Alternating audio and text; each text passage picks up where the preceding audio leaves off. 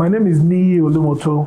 I run a real estate services company. We operate out of Lagos and Abuja for now. And I also like to teach and mentor young ones, especially teenagers. For fun, I love to watch tennis and I play a little bit of tennis as well. I enjoy Rafa Nadal, my favorite tennis player of all time, and currently active player Carlos Alcaraz. And I also love to watch football. Huge Madrid fan. Hala Madrid! I'm married. I have a beautiful wife as well. We've been married about 9 years this year.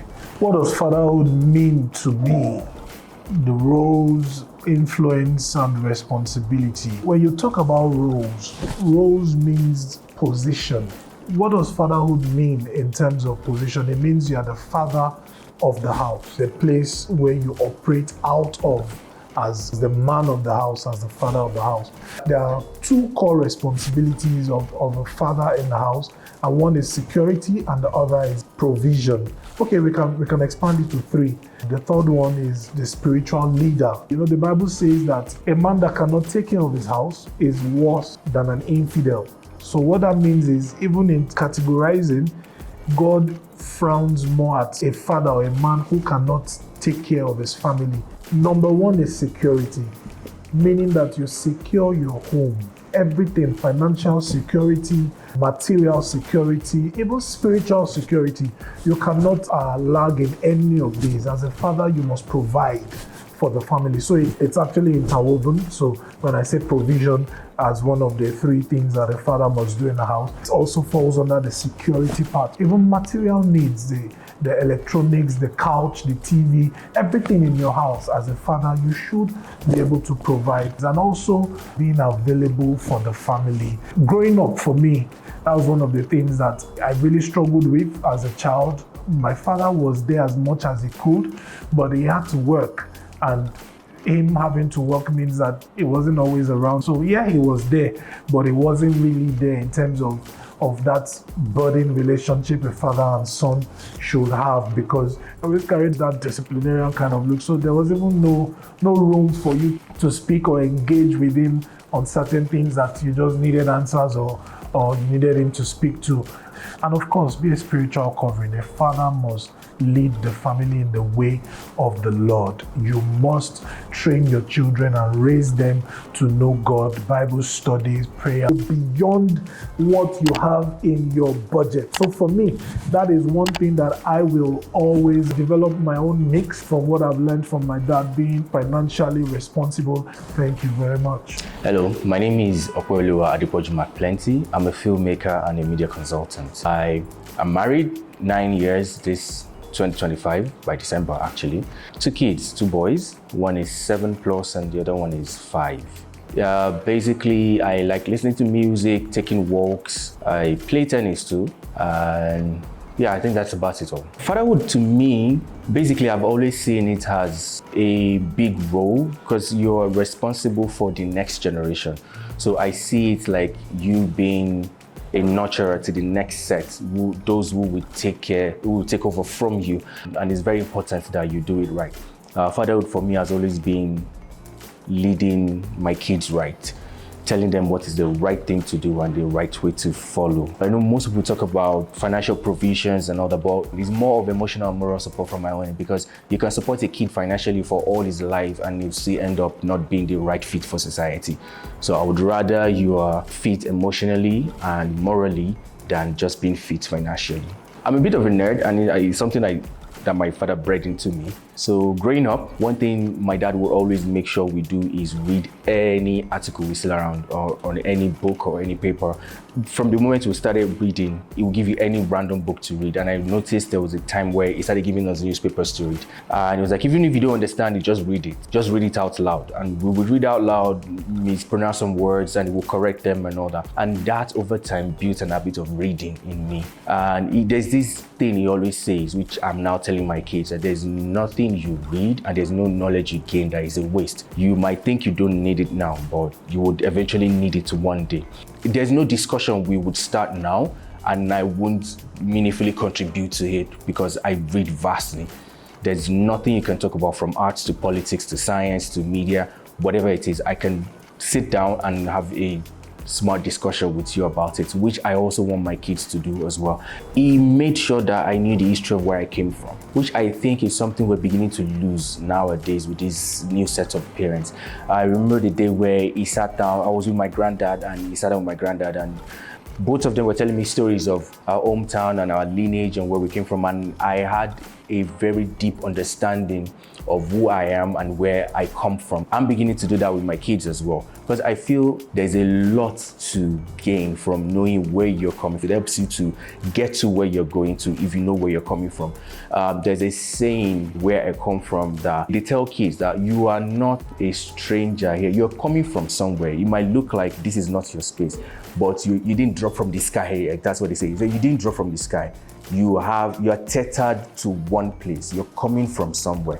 So whenever you feel lost, go back to where you are coming from, and you might get a clear understanding of where you're going to, which I feel also helps with our Christianity, because there's so many times we feel lost in whatever it is we're doing. If you can just remember that you are from a source. If you say God is your father and you're in trouble, then call home and call your dad and let him settle things for you, then you know where you're going to.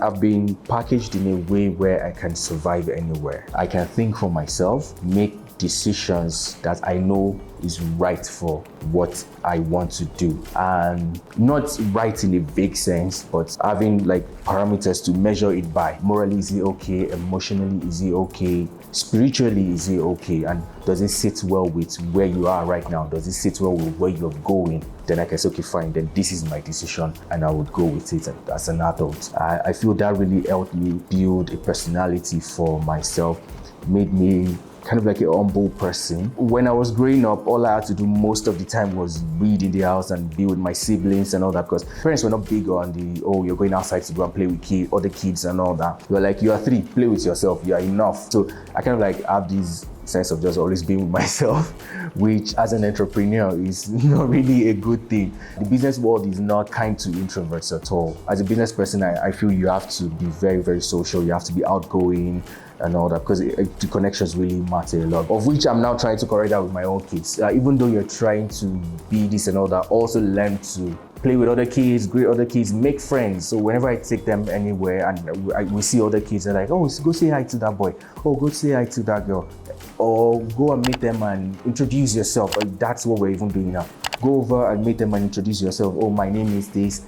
This is the school I go to. I'm in this class. So basically, that's, I think, the one thing that growing up like that didn't really do for me, which I'm trying to correct with my kids.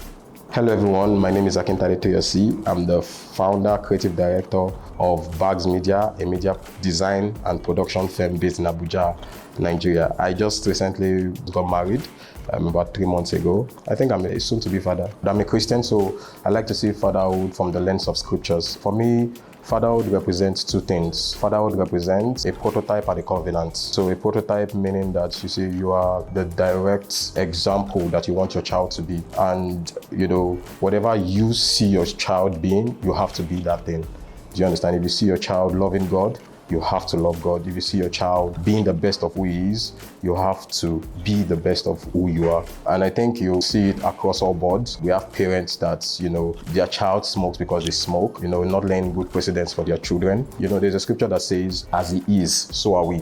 So it shows that even Jesus was a direct replica of who God was. So as he was, so was Jesus. So that's how I see fatherhood, as a prototype. And then secondly, I like to see fatherhood as a covenant. A covenant meaning that covenants are what you can give, not what you can get. When you have the rights or the responsibility to be a father, irrespective of who you are, irrespective of what that child does, you are bounded by covenant to that child. Child is misbehaving, you have to, go on your knees for that child. It's beyond contract. You see, contracts are binding on the 2 parties. You guys can decide, oh, I don't think I want to do this anymore. But you see, covenants are based off of, this is what I'm giving. I'm not looking at what I'm getting, but I'm looking at what I'm giving. And I see this in my father too, he never thinks of what he wants to get from you. He always thinks of what he can give. My father is a giver, because he's never about, oh, Toyosi, what am I getting in return? Do you understand? It's always about, Toyosi, you need this is what it is. I work, but if I don't have enough cash to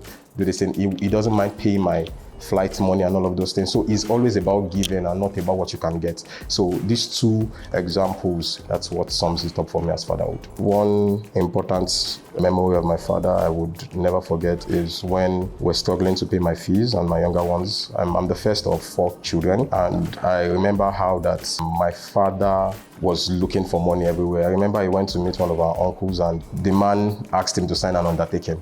I would never forget it, because we're at a point in our lives where everything wasn't really working, and I saw my father, irrespective of everything, was still trying to ensure that, oh, I provide for my children. It would act like everything is fine, but how did I even know about this information? Just from conversations of him and my mom talking in the room, and I realized that, there was something he was going through at that period. So I think that memory is something I would never forget, how that he went above and beyond just to ensure that we were still in school, irrespective of the economic situation that we're going through then. A legacy I think I'm going to carry on. My father is a good example of what love should be. I didn't grow up in a toxic home, I grew up in a loving home.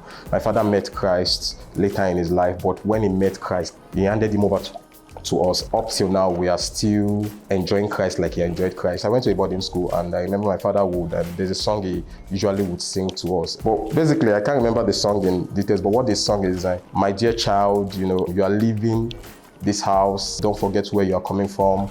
Don't forget who you are. Don't forget the legacies that we've taught you. Every single time when I was going to the university, he sang it to me. Even at the time I was in the university, there was a book he gave me, The Battlefield, Battle for the Young by Baragbele Akoni.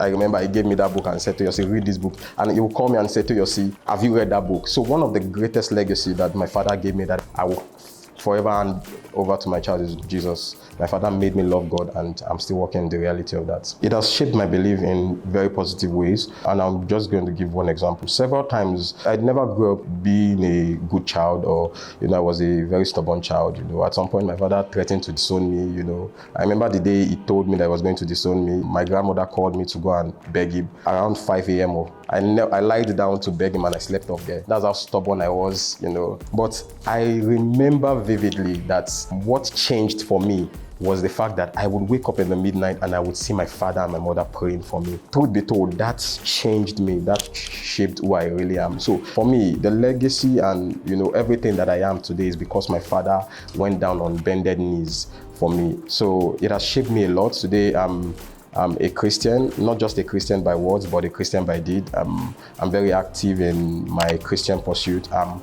always trying to also, show people who Jesus is, because my father showed me who Jesus is. And lastly, everybody that knows me, my status, you see my status, that, man, this boy sold out to Jesus. And it's all because my father went down on bended knees for me.